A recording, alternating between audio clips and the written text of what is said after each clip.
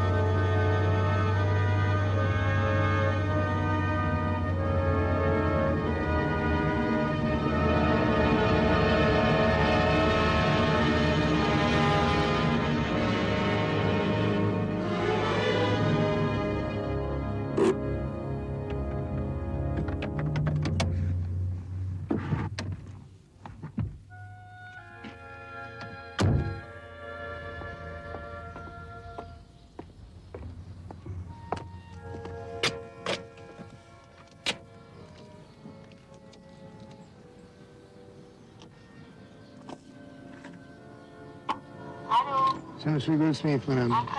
Merci.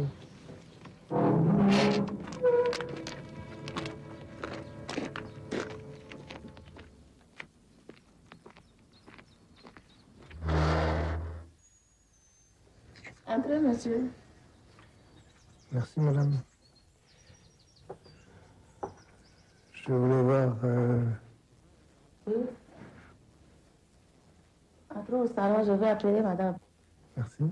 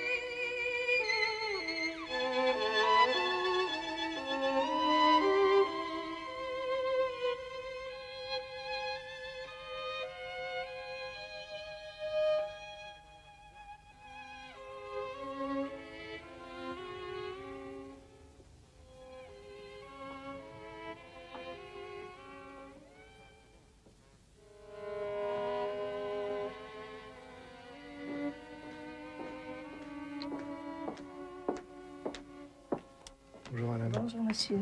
Je m'excuse de vous déranger un dimanche. Vous savez, j'ai des raisons particulières à m'intéresser à l'empereur. Il m'a presque tué à un certain moment. Je ne sais pas si vous êtes au courant. Non, non, non. J'ai pas mal de souvenirs à mettre en accord avec l'histoire. Je voudrais bien que vous m'expliquiez un peu. Je m'appelle Michael Goldsmith. C'est vous qui m'avez appelé au Je téléphone. vous ai appelé. Peut-être si on pouvait Oui, s'asseoir. on va s'asseoir. Merci.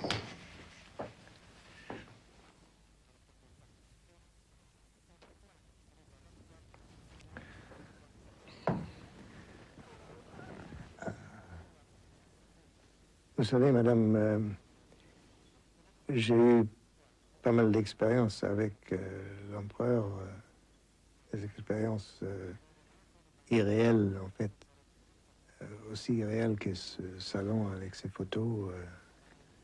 Ça me paraît tout à fait extraordinaire d'être ici, de voir ces photos. Vous savez, toutes ces photos me font penser un peu à une opérette qu'il montait pour lui-même. C'est tout à fait extraordinaire de voir une collection de photos de lui-même et de sa famille, avec Dien Bien Phu, avec Napoléon. Vous savez, pour moi, c'est un élément vraiment fascinant qu'un homme qui se sait condamné à mort dans un pays, il retourne volontairement pour se présenter aux autorités de ce pays et se présenter probablement à la justice. Est-ce que vous pouvez m'expliquer ça? Qu'est-ce qui s'est passé dans la tête de Bokassa pour partir de ce château et aller par des voies détournées pour rentrer à Bangui? Il a toujours eu envie d'entrer. Hein. Il savait qu'il avait été condamné à mort. Il savait, oui, qu'il avait été condamné à mort. Oui. Et il pensait que par sa présence, il allait annuler tout ça. Peut-être. Oui. Peut-être, il pensait ça dans sa tête. Oui. Et sur les deux messieurs qui étaient ici, qui vous ont accompagné dans l'avion, vous savez quelque chose? Vous savez qui ils étaient, d'où ils venaient? De quel service français ils étaient? Non, je ne sais pas de quel service français ils étaient. Je sais qu'ils venaient ici avec un avocat. Oui. Un avocat français. Un troisième, donc. Oui. Oui. Et ces trois hommes l'ont accompagné pendant le voyage à Bruxelles? Non, l'avocat est resté ici. Oui. Et ce sont les deux autres qui nous ont accompagnés. Le voyage à Bruxelles. À Bruxelles. Et à Bruxelles, il y a un qui est resté et un qui a pris l'avion avec nous. Ah. Il y avait un moment, apparemment, où Bokassa ne se sentait plus tout à fait à l'aise. Qu'est-ce qui s'est passé dans l'avion? Je ne sais pas qu'il ne se sentait pas à l'aise, mais il était calme. Pendant tout le voyage? Pas pendant tout le voyage. Quand on devait arriver à Bangui. Oui. Oui. Et puis, comment ça s'est Alors passé? il m'a dit, Augustine, le voyage est raté. Oui. Je lui ai dit pourquoi. Il m'a dit non, qu'il sent que le voyage est raté.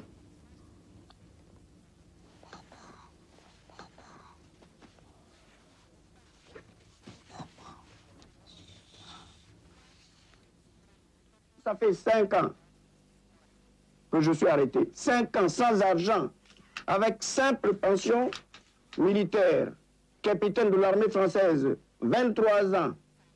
À 23 ans, qu'est-ce que je perçois comme pension? Bon, disons, la pension, elle s'élève à 7 000 francs français par mois, mais avec la sécurité sociale, le retrait pour la sécurité sociale, et le retrait pour les impôts locaux, etc., il ne me reste plus que 5 998 francs par mois que je touche. Ce que je veux, c'est rentrer dans mon pays. Ce que je veux, Ce n'est pas les histoires de passeport comme vous avez entendu parler. Passeport pour aller où? Avec quel argent? Vous savez très bien que, premièrement, avec un passeport, si on veut voyager, il faut payer son billet. Mais je vais payer le billet avec quoi? Et si on voyage, il faut descendre dans un hôtel, dans un pays, mais je vais descendre dans un hôtel, je vais payer avec quoi? Donc, les faux bruits, les histoires de passeport ne m'intéressent pas. Ce qui m'intéresse, c'est que le gouvernement français m'autorise de rentrer dans mon pays. Il m'a arrêté. Hein? Il y a un gouvernement qui m'a arrêté, bon. Mais j'adresse une prière, une très forte prière au gouvernement du président Mitterrand de me laisser rentrer avec mes enfants.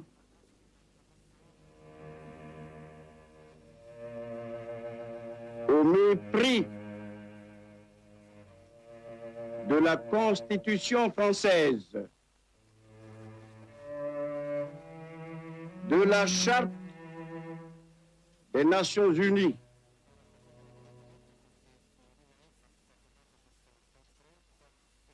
de la Déclaration universelle des droits de l'homme, ainsi que de la Charte de l'Organisation de l'Unité africaine.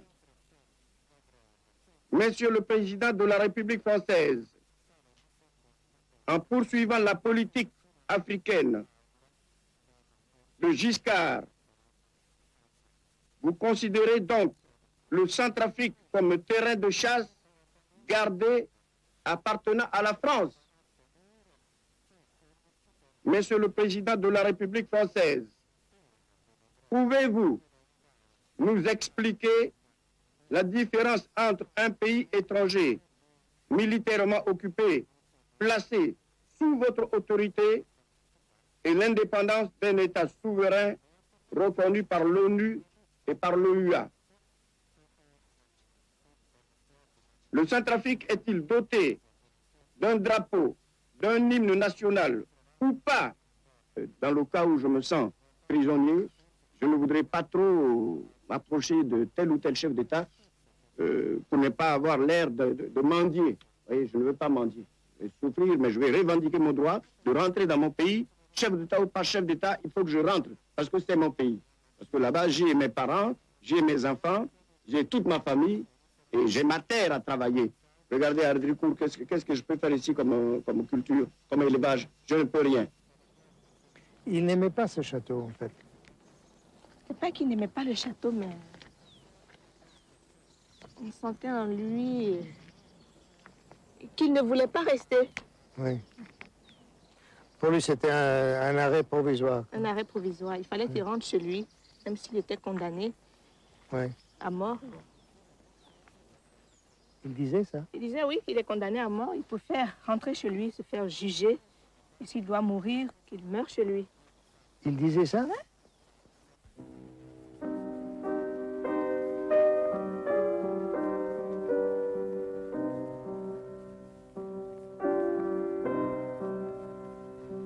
Vous savez, les enfants sont grands et ces enfants ne sont pas les miens. Donc, ils font ce qu'ils veulent. Elles ont 17, 16, 15 ans. Je dis à un enfant, tu fais cela, et s'il ne veut pas le faire, je ne peux pas l'obliger. Hein. Comment ils ont passé leur temps? Les enfants, Oui, depuis que vous êtes retour ici. de retour, elles font ce qu'elles veulent, elles vont à l'école quand elles veulent. Je suis convoquée à la police, je suis convoquée à l'école, tout ça. Elles se font arrêter. Pourquoi? Parce qu'elles se promènent à la nuit. Elles sont mineures. On arrête les mineurs. Donc quand on prend le train qu'on ne paye pas le ticket, le contrôleur, il vous arrête. Hein? Ils font ça aussi? Oui, elles font ça. Et vous n'avez aucune autorité? Je n'ai aucune autorité. C'est le père qui avait vraiment une autorité sur ses enfants. Mais moi, non. Et donc, quand il était là, elle ne faisait pas ça? Quand ils étaient là, elles ne faisaient pas ça. Non. Est-ce qu'ils savent pourquoi il est condamné? Ils savent pourquoi il est condamné, oui. Tous, même le vôtre? Bon, le petit, il m'a posé la question il n'y a pas longtemps. Parce qu'à l'école, il a un de ses camarades qui lui a dit « C'est bien fait que ton père est en prison ». Alors, il lui a donné des coups de pied, il s'est battu. Il a même pleuré. Et il est venu, m'a posé la question, est-ce que c'est vrai que papa est en prison? Je lui ai dit non. Vous lui avez dit non? Non. Il dit, il ne faut pas écouter ce qu'on dit. Oui. Combien d'enfants il y avait en tout?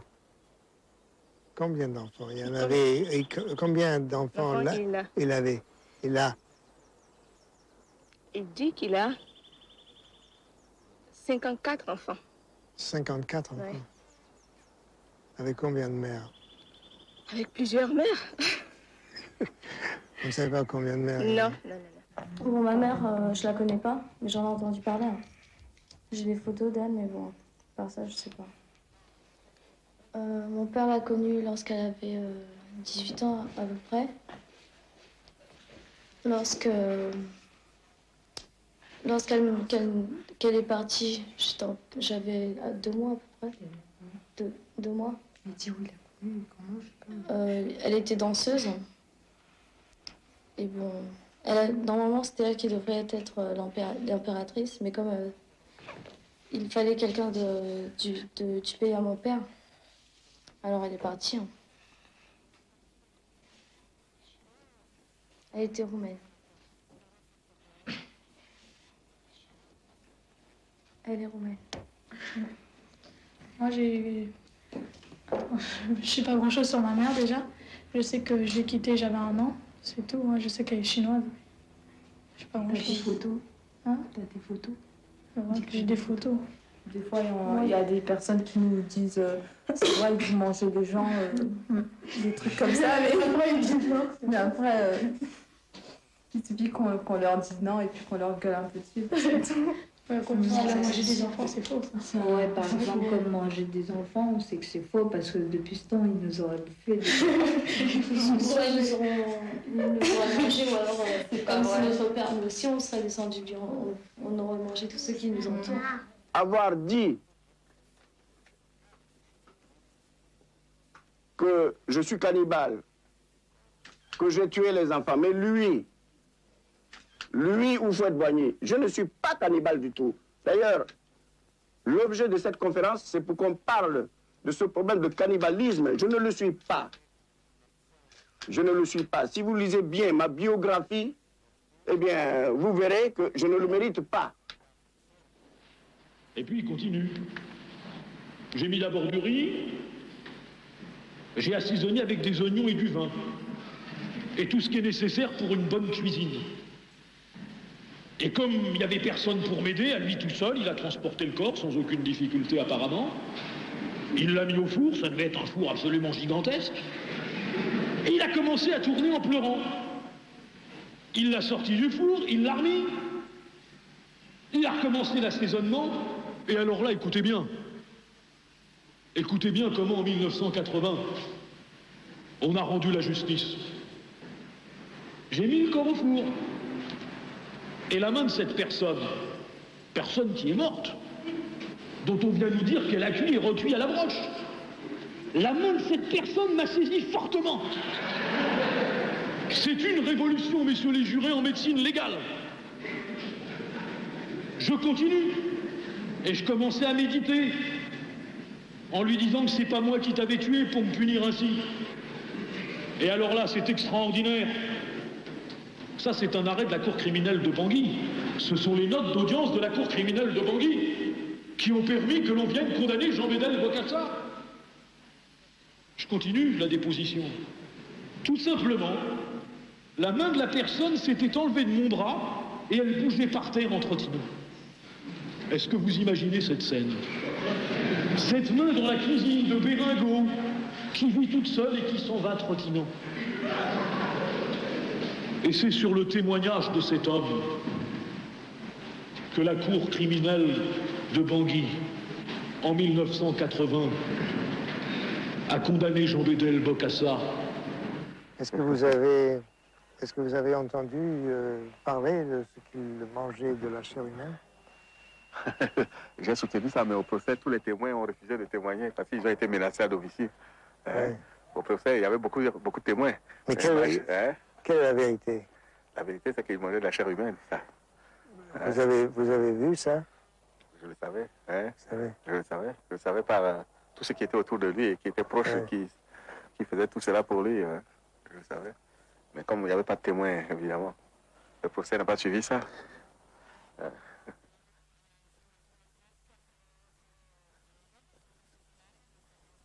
Mais le Centrafricain était considéré comme un animal, un chien. Et encore, on peut aimer son chien, le soigner, mais il ne soignait aucun Centrafricain. La preuve, les fonctionnaires n'avaient pas leur salaire. Hein? Et quand les Centrafricains commettaient la moindre faute, hein, ça dépendait de l'humeur de Bokassa. Il y a des jours où il était décontracté, il disait pourquoi tu as fait ça, allez, fous le camp. Puis après, il y a des jours où pour la même faute, la personne était battue à mort. Hein? Donc c'était pas une justice juste en quelque sorte. Quoi. Je sais qu'il coupait les oreilles des voleurs, non? C'est ça. Il a coupé les oreilles des voleurs. Ces voleurs existent. Avec leurs oreilles coupées. Hein. Mais avant de leur couper les oreilles, avant l'application de ce texte, il est descendu lui-même en prison avec des soldats. Il a battu, il torturé, battu les voleurs qui étaient en prison. Quelques-uns étaient morts. Il a exposé les cadavres et les blessés sur la place publique pendant 24 heures. Ce qu'il il a fait aussi avec les étudiants à la fin, non? Il est allé lui-même à la prison pour tuer certaines d'entre eux. C'est ce qui a été dit au procès aussi. Je disais que il fallait que je considère Bokassa comme un ennemi. Oui. Et dès ma libération, je m'étais mis dans l'idée de tout mettre en œuvre pour le renverser. Mais j'ai été très calme et très discret. Oui. Et quand j'étais convoqué parfois par le gouvernement, son gouvernement, j'étais poli comme tout, pour ne rien laisser sortir. Alors j'étais très poli, très correct avec lui. Il m'a même invité à titre privé. On est allé en délai dans son avion, on a partagé le même appartement. Il m'a fait voyager avec lui en Ouganda, au Zaïre. Ah oui? Oui, en Côte d'Ivoire. Il vous menaçait parfois? Oui, beaucoup. Qu'est-ce qu'il faisait? Comment il faisait ça? Il disait, mais la population prétend que le président Dako doit revenir comme président. Mais avant que cela n'arrive, moi, je le torture et puis je le tue. Il disait ça devant tous les ministres et les conseillers. Et quand ça n'allait pas au dernier moment, les conseils des ministres, parfois, on en arrivait. On lui sortait toutes sortes de pistolets automatiques, de mitraillettes sur la table en disant, bon, que celui qui veut devenir président pour prendre ma place, maintenant lève le doigt. Je veux lui apprendre avec quel feu je me chauffe. C'était pour vous intimider? Bon, et toujours pour intimider, faire peur. Un jour après un sondage d'opinion, la population disait, nous voulons que Bokassa cesse, que le président Dako revienne, parce qu'on en garde un très bon souvenir. Et quand il a su ça, j'ai dit, très bien, mon cher Dako, je te plains. Et il a dit David, parce qu'il m'appelle par le petit nom de famille, parce qu'on est parents. Je te plains, David, du sort que je te réserve. Avant que les gens te fassent appel pour que tu deviennes président, je vais te torturer avant de te tuer. Et je te plains pour le sort que je te réserve. Mais devant tous les ministres et les conseillers, il disait ça. À la fin, j'ai fini par réussir à fuir, quitter le pays discrètement. Et finalement, l'Empire, qui a eu l'idée de cet empire? Bokassa. Lui-même? Il s'est confondu à Napoléon. Oui, je sais. Et puis après, il dit qu'il est descendu. Il est un descendant des pharaons.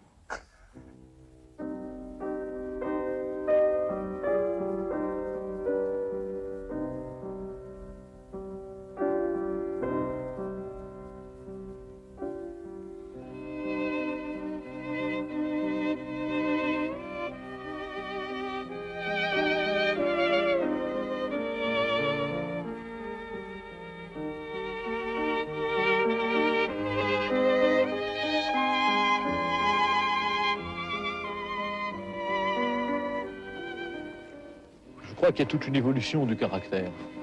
Je crois qu'au départ, Bokassa, c'est un petit paysan dont le père a été tué par les colons, qui s'engage dans l'armée et qui mène une existence de soldat. C'est la guerre. Soldat français. Soldat français. Et il sera toujours très fier d'avoir été soldat français.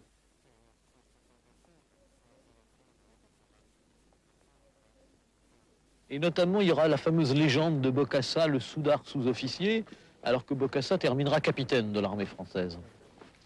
Donc il part, il fait la guerre, et il est du côté des vainqueurs, avec un chef, qui est le général de Gaulle, qui représente pour lui le général vainqueur et le mythe absolu. Et puis au fil des années, il vit en réalité comme un citoyen français. il n'est pas africain. Il quitte l'Afrique, il a 18 ans, il va y revenir. Il aura passé 20 ans en dehors de son pays, en France, en Indochine, puisqu'il va faire la guerre d'Indochine. Et il revient en Afrique, c'est, j'allais dire, un officier français qui revient chez lui, mais qui en même temps se sent supérieur aux autres Africains. Parce que lui, il a vécu, il a parcouru le monde, il a commandé des soldats français, blancs. Et lorsqu'il prend le pouvoir au départ, je crois que c'est un jeune officier qui est dans cette période d'officier progressiste des années 60. Et puis très rapidement, parce que c'est ce que disait Saint-Just, le pouvoir absolu corrompt absolument, c'est vrai qu'au fil des années, il va pas en revenir d'être là où il est. Ouais. Et alors, il va être d'abord colonel, général, maréchal, président à vie. Empereur, ça ne lui suffit plus. Il y a toujours une espèce de soif et une quête. Et il y a toujours cette ambiguïté chez lui d'être à la fois très africain, et il connaissait très bien son peuple, et puis en même temps, je dirais pas un mépris, mais le sentiment d'être quelqu'un au-dessus des autres et à part. Et puis c'est vrai que le regard qu'a posé le monde sur lui n'a pas arrangé les choses, parce que toutes ces excentricités, finalement, tous les pays étrangers l'ont toujours reçu. Si vous regardez beaucoup de cérémonies officielles, eh bien dans beaucoup de cérémonies officielles, il est considéré comme un chef d'État. Il a pris la parole à l'Assemblée générale des Nations Unies, il a été reçu par le pape. Donc c'est quelqu'un qui finalement se dit « je me suis proclamé empereur à la face du monde » et le monde l'accepte.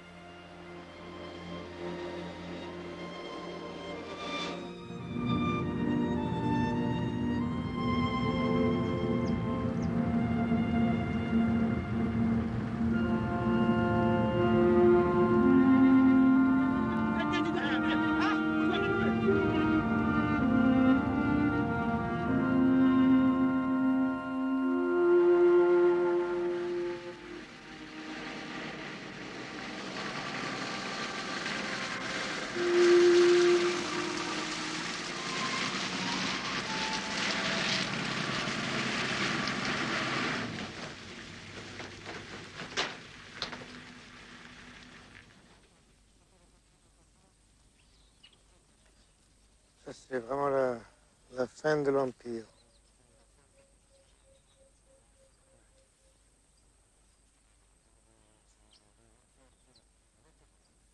Tu sais qui c'est? Oui. Qui c'est? C'est Bokassa. Bokassa?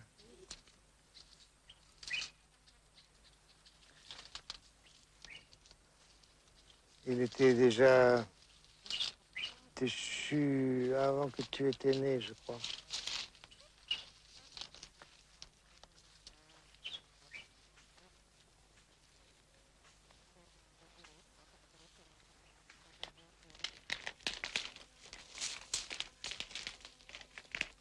Oh mon Dieu, comme ça a changé. Vous savez, la police m'a amené en voiture, là, j'étais en menottes. Et ils m'ont enlevé mes menottes et je me suis avancé tout seul. Et l'empereur venait vers moi. Et on se confrontait ici. Et je me suis incliné, je dis Majesté, très respectueusement, parce que je croyais qu'il allait parler avec moi. Au lieu de quoi, il était comme ça, furieux, et il se avancé vers moi, il a levé sa canne, il m'a frappé sur la tête, très fort, et je suis tombé. Et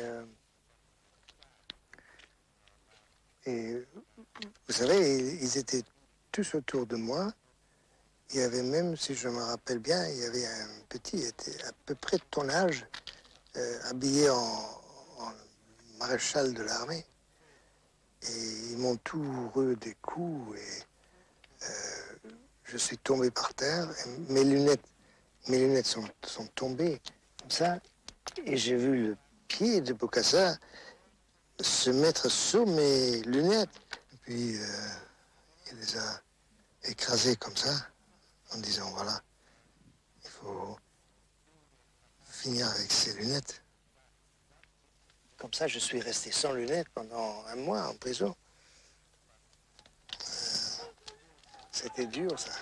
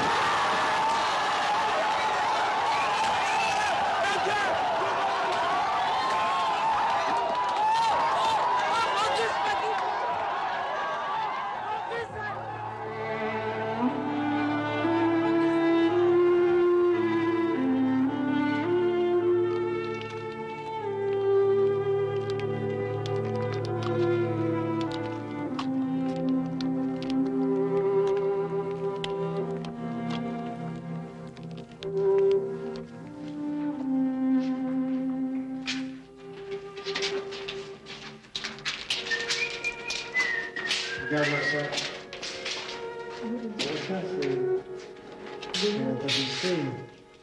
C'est du velours qui a été enlevé par qui?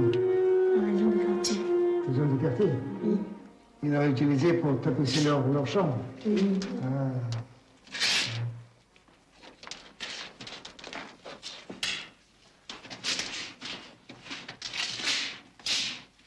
Ça, c'est quoi, ça? C'est une circulaire. Un lit circulaire? Ça a été tout démonté, volé par les pilleurs. Hein?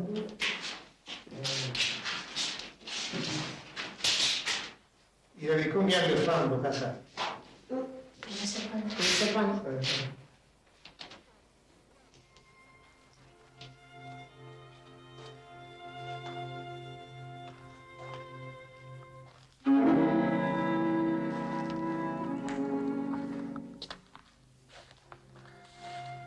Ça, c'est la fin d'un empire.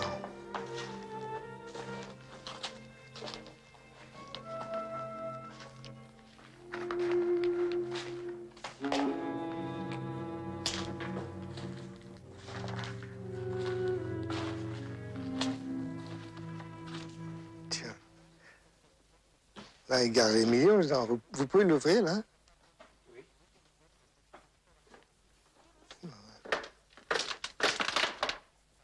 Il y avait tous les trésors du pays étaient là-dedans.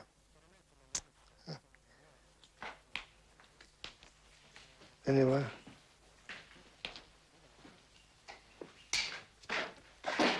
Ça, alors. Je vois qu'on a ouvert ça, le pistolet. Au pistolet? Oui. Ah, ouais.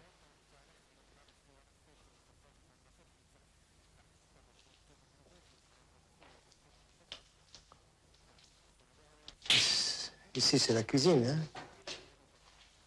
Ça. Il cuisinait des êtres humains ici, parfois. Oui, oui. C'est vrai? C'est vrai. Il y avait des corps humains ici qui étaient gardés dans le frigo. Le frigo, là.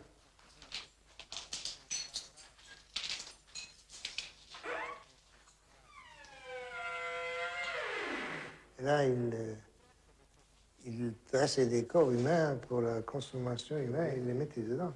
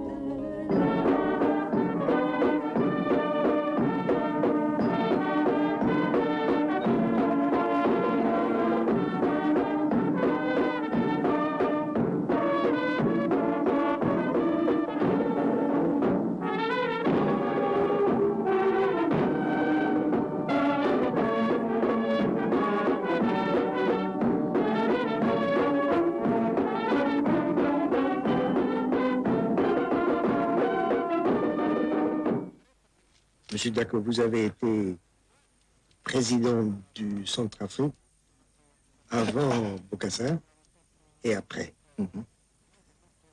L'histoire, comment vous avez été emprisonné, c'était dur, non? Oui, c'était très dur, oui. Je suis resté 3 ans et demi en prison sans parler à personne. 3 ans et demi? Oui, il m'était interdit de parler à quelqu'un. Les soldats qui m'apportaient à manger ou de l'eau ne devaient pas me saluer, ne devaient pas me parler. C'était à Ngaraba ou au Kondou? On partait à Ngaraba, une partie au Kondou. Et qu'est-ce qu'ils vous ont fait en cellule? J'étais nu, avec chaîne aux pieds, menottes aux mains, et puis nu sur le ciment. Constamment? Constamment, oui. C'était à quelle période? Jusqu'en 69. Après, j'ai été assigné à résidence au village pendant 3 ans et demi encore, sans bouger de ma maison. Je suis resté 7 ans en prison en quelque sorte. Pérengo était riche en anecdotes. Oui. Des incidents qui nous font rire aujourd'hui, mais qui étaient tristes à l'époque. Oui. Oui. Souvent, les gens parlent de la Roumaine. Oui. Après avoir installé la Roumaine dans la villa de Kolongo, il fut un moment où l'empereur ne venait plus. Ne venant plus qu'a fait la Roumaine, qui était très jeune, très belle, qui avait encore envie de vivre. Elle a fini par corrompre ses gardes. Et à tour de rôle, elle demandait aux gardes de partager le lit de Bokassa. Et quand Bokassa l'a su, après une enquête, ceux qui avaient partagé son lit ont été arrêtés. Ils ont été exécutés. Par exemple, la Roumaine. À un moment donné, Bokassa est en voyage officiel en Roumanie et il rencontre une danseuse du corps de ballet. Il la trouve à son goût et finalement la danseuse va repartir avec lui. Et puis elle va disparaître. Alors on va dire c'est Bokassa, et puis on s'apercevra plus tard qu'elle est vraisemblablement un agent de la Securitate et qu'elle en fait elle est retournée en Roumanie une fois qu'elle était grillée. À son arrivée, la Roumaine habitait une autre villa. Et le matin, après son petit déjeuner, elle sort et elle prend le vélo de son garçon d'hôtel. Elle prend le vélo et elle monte et fait le tour de la villa, juste au moment où Bokassa arrivait. Bokassa, furieux de voir que sa femme montait sur le vélo du garçon de maison, a dit donc, ce garçon donc vivait dans l'intimité avec sa femme et dans sa scène de jalousie, il a fait battre à mort le garçon d'hôtel. Donc cette Roumaine a causé la mort à plusieurs Centrafricains. Vous savez, il y a des moments où on se demandait où est-ce qu'on allait et qu'est-ce qu'on allait devenir. Je prends les Russes, après avoir obtenu l'autorisation du gouvernement de visiter la Lobaye. À leur retour, au commissariat de Pissa, à 70 km de Bangui, ils ont été interceptés sur l'ordre de Bokassa, conduits à Berengo. Et pendant 2 heures, ils sont restés debout et Bokassa a insulté les Russes et a traité la Russie d'être à l'origine de toutes les guerres du monde, des manifestations dans le monde. Et après 2 heures de temps, après les avoir salis, il leur dit entrez au salon. Il offre du champagne, du whisky, et puis il dit oubliez ce que j'ai dit. Et puis il les fait reconduire à Bangui.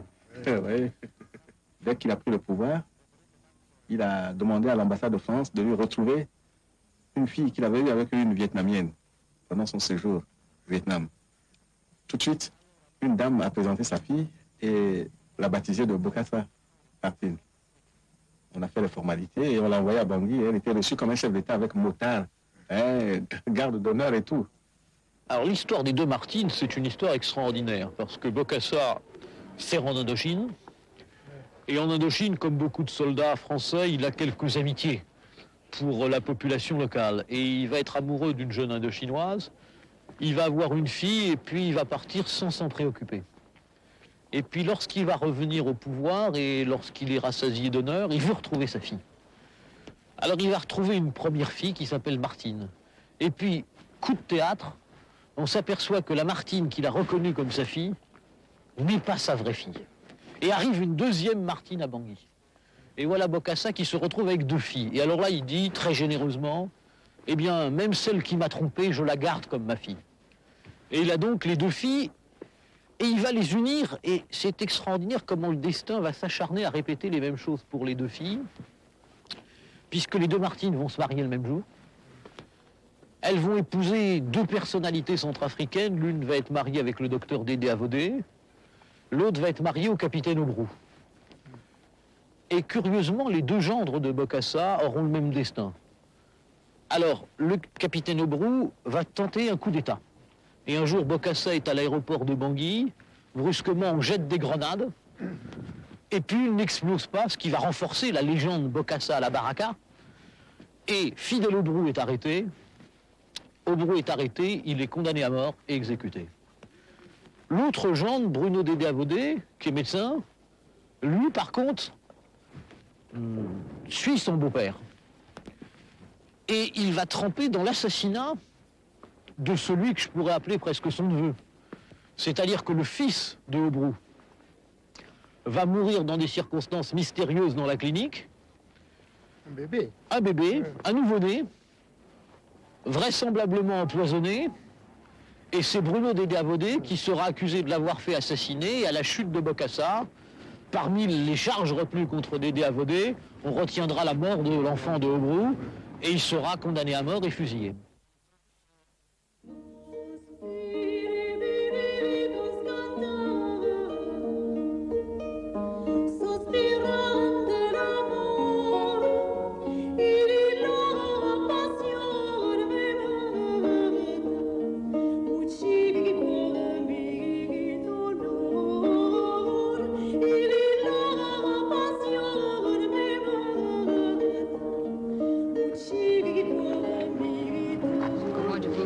L'histoire.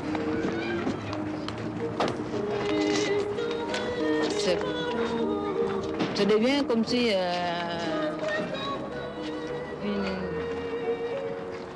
quelque chose, un star. Oui. Hein, voilà. Oui. Mais historique. Oui. Des choses qui est vrai. Qui est vrai, oui. Voilà. Ce sont des choses qu'on voyait, on lit dans les livres, à travers les romans, dans le cinéma, mais ça, c'est quelque chose qui... C'est justement pourquoi cette histoire est intéressante. Hein? Oui. Mais je crois que c'est le destin, hein? C'est Dieu qui fait ça. Oui. Voilà, c'est le destin de Dieu qui fait ça, parce que pour mon père qui est parti au Vietnam faire la guerre, connaît ma mère, de voir faire un accident, casse un doigt à gauche, il ne peut plus jamais se plier le doigt. Vous voyez, il a toujours un doigt comme ça. Ah oui. Et quand vous voyez mon père porter une grosse barre qui avance, c'est pour cacher. Oui. Hein? Et grâce à le doigt, qui témoignait comme quoi que ma mère le reconnaît son mari. Parce que ma mère disait, demandez-lui pour casser ça, si j'ai pas un doigt cassé. Oui. À tel jour, telle date. Et quand elle était enceinte de moi. Oui. Et grâce à ça, mon père était sûr, oui, ma femme et ma fille, Martine. Mais sinon, mon père a toujours cru que la première Martine, c'est bon, c'est sa fille. Oui, oui. Hein, il n'est jamais fait des soucis plus. Hein? Mais ce qui m'intéressait, c'est votre histoire. Et avec votre soi-disant sœur, comment ça s'est passé exactement? Est-ce qu'elle était au courant qu'elle n'était pas vraiment la fille de Bokassa? Non, non, rien du tout. Elle ne savait pas? Non. Même jusqu'à je suis arrivée, elle ne savait même pas qui je suis. Pour elle, elle considérait que je suis une secrétaire de mon père. Une vraie centrafricaine. Oui. Elle ne même pas que je suis une Vietnamienne comme elle. Alors, elle pensait vraiment être la fille de Bokassa? Non, elle sait très bien parce qu'on lui avait provenir. Hein. On lui dit qu'au pays là-bas, tout son nom, c'est toujours, tout le monde dit Passi, Passi. Hein. Rakoto Passi, c'est son nom, on dit Passi, Passi. Oui. Et quelqu'un qui est venu trouver sa mère a proposé $5 000. Hein, que tu vas aller au Centrafrique pour reconnaître un monsieur qui, en disant que c'est ton père. Mais ce n'est pas ton père, mais un président, il ne fallait pas que... Hein, c'était des Français qui ont fait ça? Oui, oui. Oui, c'est quelqu'un qui travaille dans le consulat de France, au Vietnam. Oui. En disant qu'elle est devenue fille adoptive. Oui. Voilà. Oui. Et on a vécu ensemble pendant 2 ans. Ah, à Bangui? Oui, oui, oui. Pendant 2 ans dans une même maison avec mon père, dans une famille, même comme une famille normale. Et par la suite, vous vous êtes mariés le même jour, vous deux? Oui, mais ça dit, quand je suis arrivée de Centrafrique, la fois que Martine était arrivée bien avant moi, mais je lui en veux pas, hein, je lui en veux pas parce que c'est pas de sa faute. ni d'elle, de ceux qui sont arrivés par les autres personnes qui n'ont fait à sa place. Elle est là pour payer la conséquence. Hein? Je suis là bon, pour lui partager le bonheur et le malheur, tous les deux. Oui. Bon, malheureusement, c'est mal terminé, hein, pour nous tous, pour moi et pour elle aussi. Hein. Et moi, je suis mariée, elle aussi a trouvé un mari. Mon père s'est dit, bon, mais pour ne pas rendre jalousie à vous deux, on fait le mariage le même jour. Hein, qui n'a pas dit que ton mariage plus grand que la mienne, l'autre plus petit. Hein, au même jour, il y a même invité, même cadeau.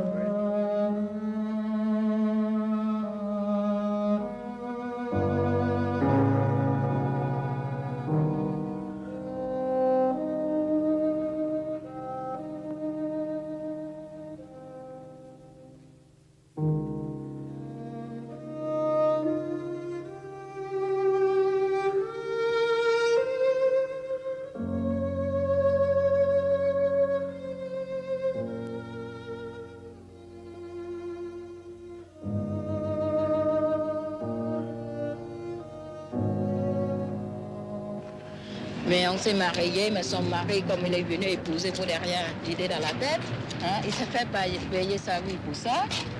Hein. Et mon mari, il a payé pour ça et enchaîné aussi ma vie là-dedans. Hein. Et mon mari était... on l'a demandé un travail à faire, il faisait un travail, bon, quand les choses sont bien, hein, et personne n'est accusé. Mais quand il y a une chose que vous n'êtes plus au pouvoir, la veste s'est tournée, à ce moment, on vient d'accuser tout le monde. On disait, voilà, parce que mon mari fait ceci, c'est là. Hein? Donc, elle s'est condamnée, c'est tout. Le mari de la Martine en question, la fausse Martine, a été accusé de coup d'État et exécuté. Au Brou. Oui, au Brou. Il a été exécuté. Donc, sa femme, la Martine, la fausse Martine, il était décidé qu'on devait la rapatrier c'était en février 1976. Elle devait être rapatriée au Vietnam, mais elle n'a jamais pris l'avion à Bangui, elle a disparu de la circulation. Elle a été tuée aussi. Oui, oui. Et son enfant aussi. Oui. C'est pas le docteur Dédé Avodé. Dédé Avodé Qui a été condamné à mort, oui, par le tribunal de Bangui à ce sujet. Pour avoir tué l'enfant. Oui.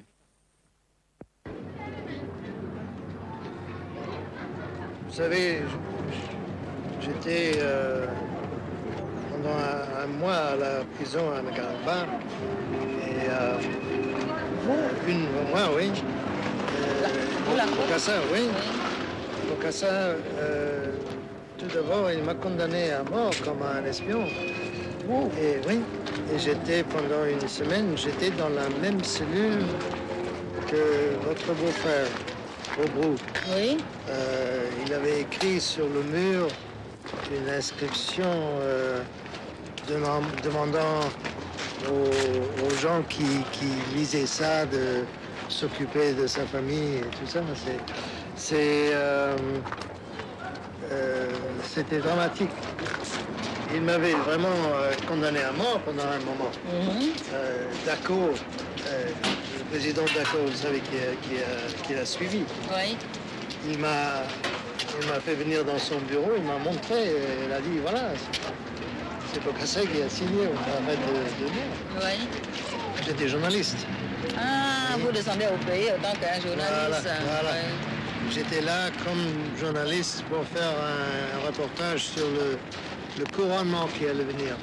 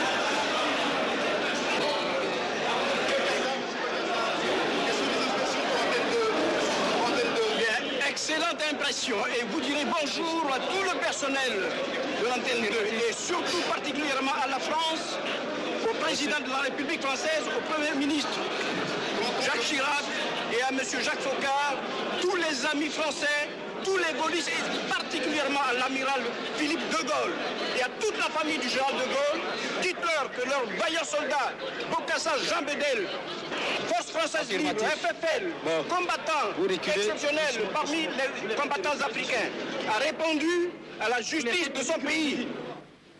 Nous n'avons jamais vu une accusation revenir à la charge avec acharnement pour réclamer une deuxième fois la peine de mort. Nous sommes sûrs de nos arguments. Nous n'avons pas besoin d'intervenir une deuxième fois pour recoller les morceaux d'une accusation qui a volé en éclats. Méditez, monsieur le procureur général, ces propos. Errare humanum est, sed perseverare diabolicum est. Vous vous êtes trompé une fois en réclamant la peine de mort. Vous persévérez dans votre erreur. Que Dieu vous pardonne.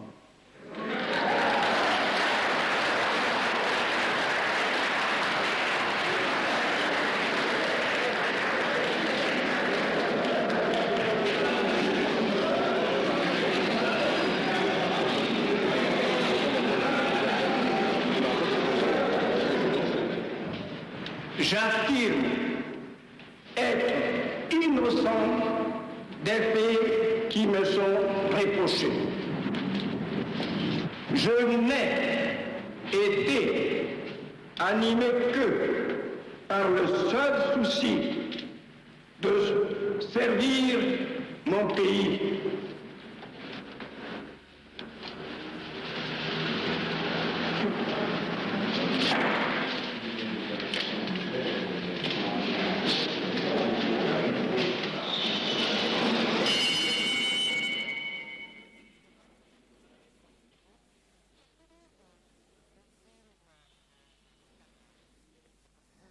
Vous pouvez me décrire un peu comment ça se trouve, comment il est... Oui, bien sûr, moi je le vois. Je n'ai pas d'obstacle bureaucratique. Comme dans tous les pays du monde, les avocats ont le droit de voir leurs clients. Et c'est en cette qualité que je le vois.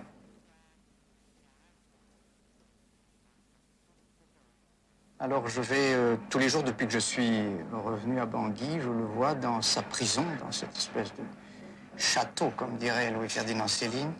C'est là qu'il est détenu, dans une enceinte militaire, dans une prison militaire. En fait, c'est une prison militaire. Il occupe une cellule qui doit avoir à peu près 5 mètres sur 3, qui est une vraie cellule de prisonniers, comme tous les prisonniers du monde. Il est isolé, complètement isolé. Il sort 2 fois par jour dans une cour, pour chaque fois 1 heure de promenade, mais il est seul pendant la promenade. Il ne voit jamais personne. Il voit seulement ses gardiens, bien sûr. Ouais. Et il voit le samedi plusieurs membres de sa famille, des femmes, des sœurs, des parentes, qui viennent, qui lui apportent un peu de nourriture et qui viennent le voir tous les samedis. Ouais. Sinon, il ne sort que 2 fois par jour dans une cour qui doit avoir 5 mètres sur 10 mètres, et dans lequel il y a un espèce de grand fauteuil dans lequel il s'assied en bois. Un autre fauteuil tout cassé dans lequel moi je m'assieds, je lui donne le bon fauteuil, c'est normal. Et là, nous parlons librement, nous avons plus d'1 heure pour parler ensemble. C'est ce que j'ai fait depuis mon arrivée à Bangui. Il n'y a pas de surveillance Non, pendant la conversation, il n'y a pas de surveillance. Du reste, vous savez que les conversations, les correspondances entre les avocats et les détenus sont toujours secrètes. Ici, on respecte le secret. Oui. Il faut se souvenir que le prisonnier est toujours un homme seul, un homme très isolé. Et l'avocat lui apporte beaucoup. Il m'écrit aussi très souvent.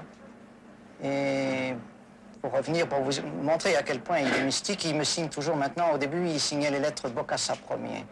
Et maintenant, il signe toujours l'apôtre Bokassa Ier. Il considère qu'il est une sorte d'apôtre du Christ. Et on parle beaucoup de ces obsessions religieuses. Est-ce qu'il y a... Je ne crois pas que ce soit des obsessions, c'est réel. Il est depuis plus d'1 an maintenant dans un complet mysticisme. Il ne lit que des livres religieux. Ah oui? Hormis les journaux, il lit la Bible. Il m'a apporté hier tous les journaux, tous les livres religieux qu'il avait. La Bible de Jérusalem, d'autres livres de prière. Et J'ai vu, les pages sont usées, il les lit vraiment tous les jours. Il porte une croix, il vient me voir dans des vêtements très simples, très touchants. Le premier jour, il était en pyjama. Le deuxième jour, il était dans une espèce de djellaba. Et le troisième jour, dans une sorte de chemise en dentelle. Tout très simple, toujours très simple. Et il porte une croix toujours autour du cou. Ouais. Et je peux certifier qu'il ne lit actuellement que des livres religieux. Et notamment la Bible de Jérusalem. Ouais. C'est bizarre. Je ne crois pas qu'il ait été fou et qu'il soit fou, non, je ne crois pas. Il avait tout à fait conscience de ce qu'il faisait.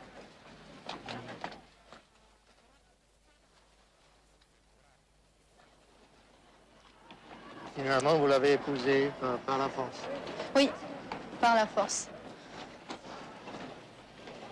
Et puis ça a duré 2 ans après. Oui, à peu près 2 ans et demi. Je faisais un petit job de vacances dans une banque. À Bangui, oui.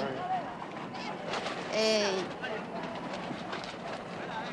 je ne sais pas si je dois vous raconter les détails, mais c'est lui qui m'a envoyé chercher à ce moment-là. Et il m'a fait chercher par un homme qui est venu là dans cette banque et qui m'a dit comme ça, papa voudrait vous voir. Et voilà. Et sur le coup, je n'ai pas compris qui était papa. Oui. Et vous êtes allé à ce moment? Non, je lui ai demandé, mais qui est papa? Et il me l'a expliqué. Et par la suite? Et par la suite, donc, ce monsieur m'a conduite au palais. Oui. Et ce jour-là, donc, je l'ai rencontré. Oui. Et pour moi, ça m'a fait une drôle d'impression de voir Bokassa. Oui. Et il était déjà chef d'État. Il était chef d'État et il était déjà devenu une légende, un mythe. Oui. Un mythe plutôt terrifiant. Oui. Et ça m'a fait un coup de le voir comme ça. Oui. Et j'étais à ce moment-là, à cette époque-là, encore innocente, très innocente. Donc il m'a pris par la main et il m'a porté dans sa chambre. Et dans cette chambre, il y avait un grand miroir. Et quand je me suis vue dans ce miroir, avec lui, à mes côtés, et il avait commencé à me déshabiller, en fait. Oui. Et toujours avec des paroles, des mots gentils. Et quand je me suis vue dans ce miroir avec lui,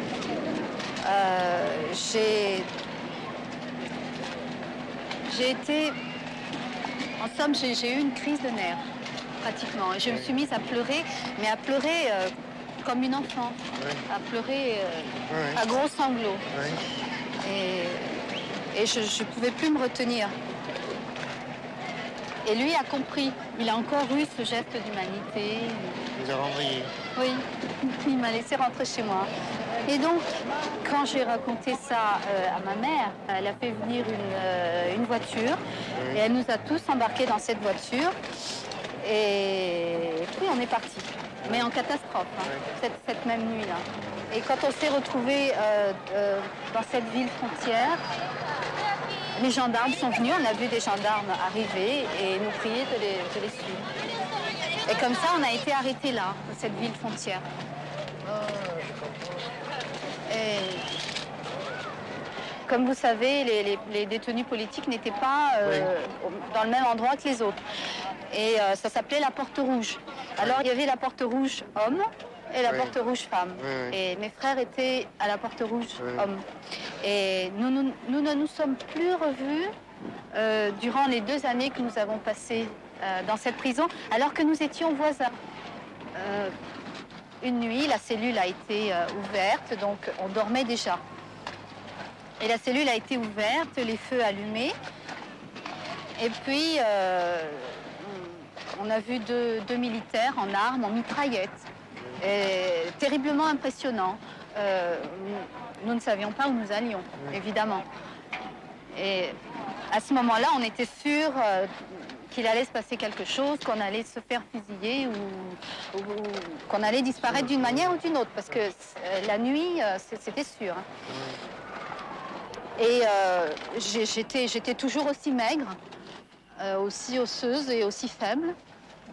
Et je me suis retrouvée dans cet état, dans son appartement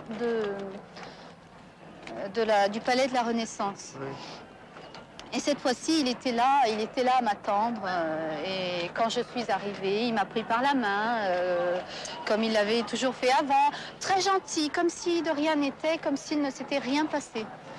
Il m'a pris par la main, il m'a appelé ma fille, comme d'habitude.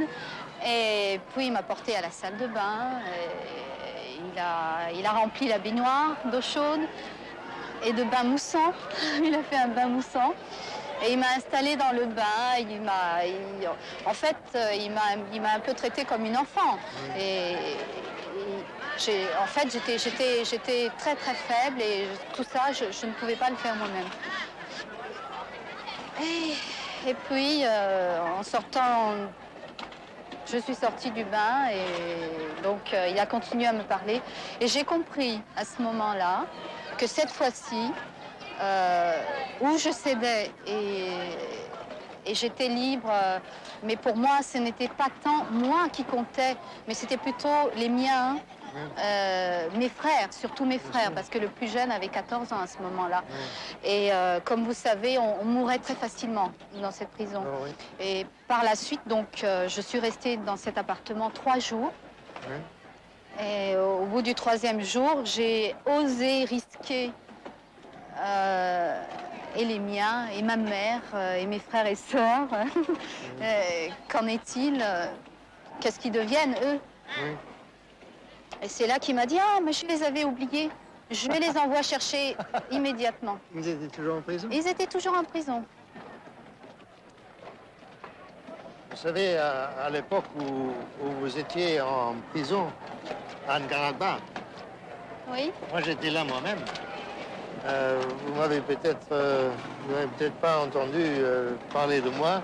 Oh, sûrement pas. Mais j'étais dans une cellule. J'étais enchaîné mains et pieds. Mais pourquoi? Parce qu'il avait décidé que j'étais un espion. Comme ça? Oui. De la France? En fait, il me soupçonnait d'être un espion sud-africain. Et c'est arrivé, c'est bizarre.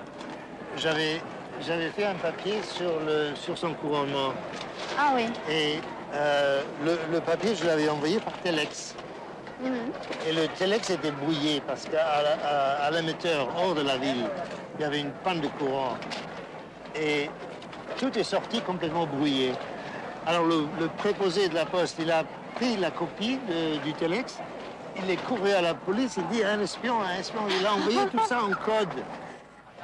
J'ai en fait aucune récollection, je n'ai pas de mémoire de mon transfert à Bangui. Vous savez, oui, vous étiez j'étais complètement inconscient.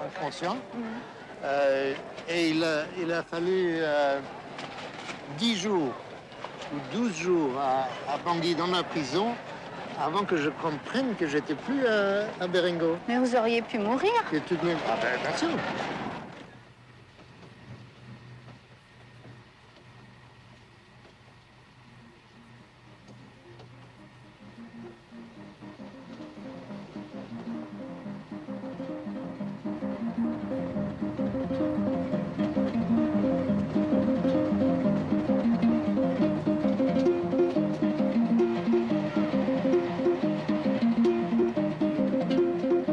Ce qui était étonnant aussi, c'est qu'au-delà de l'apparence d'un procès, j'allais dire très occidental, il y avait tous les non-dits et toutes les croyances africaines qui remontaient. Moi, je me souviens, par exemple, de cette femme.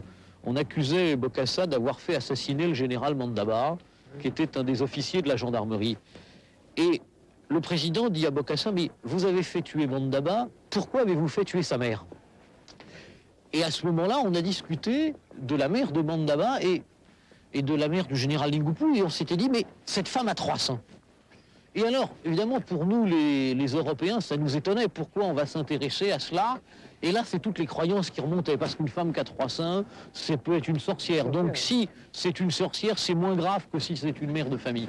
Alors ça, de temps en temps, le côté très africain remontait à la surface, mais n'apparaissait jamais franchement.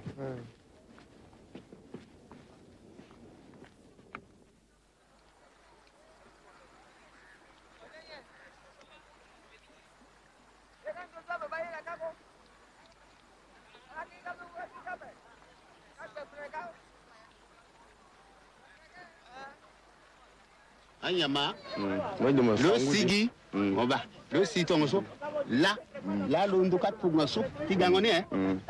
Bon, le couille que le ditongo.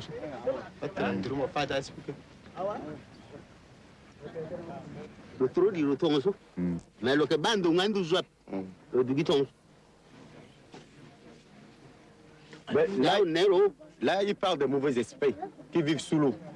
Il y en a qui viennent le matin, dès le lever du soleil, les mauvais esprits sortent en personne. Ils se transforment en être humain. Ils tournent le dos vers le soleil. Ils regardent longtemps, même si quelqu'un vient derrière lui, avec des cailloux, avec tout un tas de bruit, il ne se gêne pas. Dès qu'ils veulent l'embêter, ils descendent directement sous l'eau, sans rien vous dire. Ils ne se tournent jamais. Ah ben, quoi, là, on doit s'agenduquer.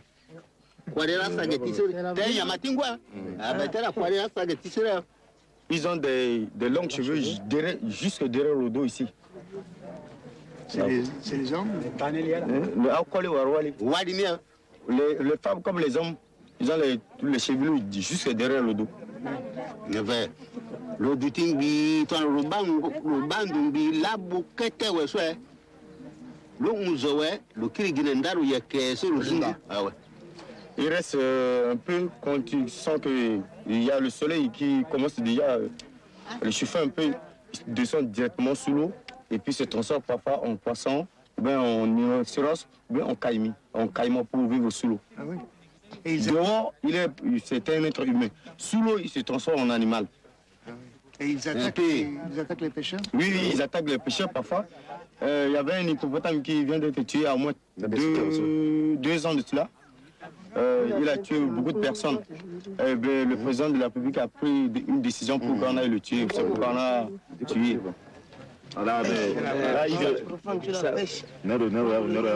C'est que nos connaissons sur Bokassa, c'est que Bokassa c'est un sanguinaire. C'est que nous, les pêcheurs, nous connaissons. Bokassa, on l'aimait. Après, il est devenu très méchant. Il a tué beaucoup de gens, il a tué des élèves, il a tué beaucoup, les femmes, les enfants, il a même mangé des êtres humains. C'est comme nous connaissons sur Bokassa. C'est sûr. Alors, tout ce qu'on raconte sur lui, c'est de la politique.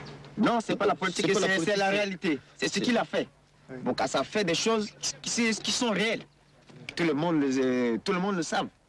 Ça fait des choses, il a tué des gens, il a tué des enfants, il a tabassé, il est parti à la maison centrale de Ngaragba, il a pris des voleurs, ils ont coupé les oreilles. Bokassa a tout fait, tout ce que Bokassa fait, c'est une réalité. Et s'il revenait? Personne ne l'aurait voté. Non, personne ne l'aurait voté. Oui, parce qu'il a beaucoup massacré le pays, il a laissé le pays dans un... Oui. Il est toujours vivant, vous savez. Bokassa est toujours vivant. Bokassa est toujours vivant. Il est en prison, là-haut. Il est en prison. Il est condamné, il est en prison. Il va mourir là-dedans. Il est déjà fatigué. Oui. Il a vécu beaucoup, il est déjà fatigué. Il est toujours en prison. Et vous pensez qu'ils vont le laisser mourir dans cette prison? Oui. Oui. Mais il est condamné à mort, il est condamné à mort comme ça. Il est dans la prison.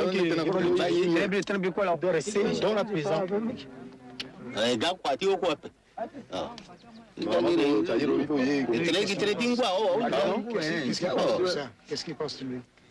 Bon, ce qu'il lui pense, il se base sur la pêche. Bon, lui, la question. Il veut qu'on tue Bokassa. Oui, il veut ça? Oui. Demandez-lui s'il veut ça. Oui, il veut que tu Bokassa. C'est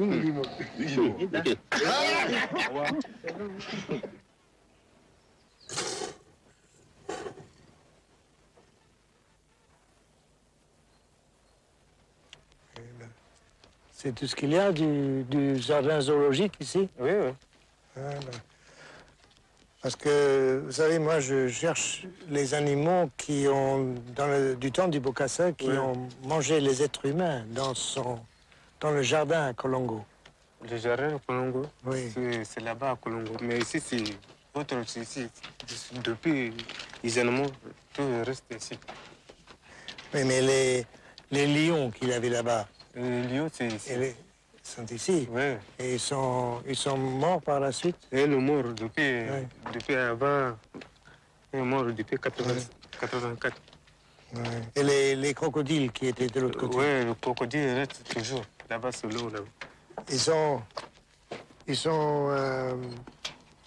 Où sont les crocodiles? Le crocodile, c'est là-bas.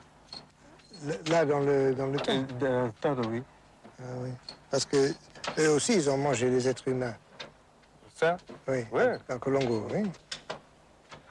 Parce que ils les avaient dans les temps. Oui. Et les gens qui ont été condamnés, ils étaient jetés au crocodile ou au lion. Parce que la place du lion, c'est ici. Oui. Oui. Mais il y a deux lions aussi. Oui.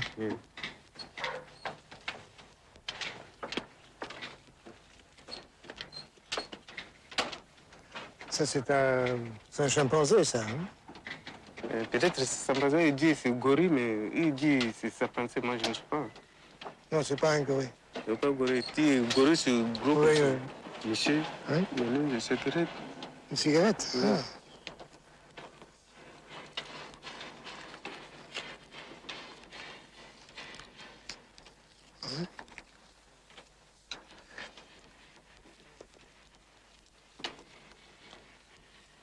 Voilà.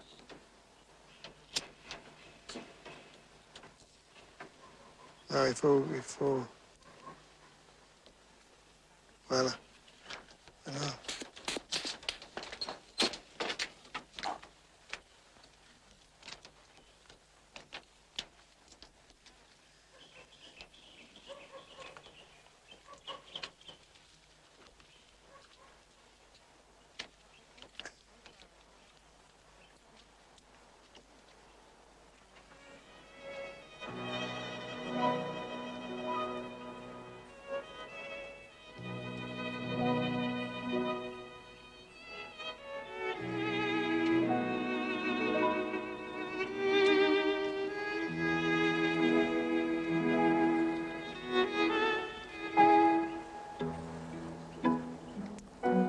Je peux plus voir ça.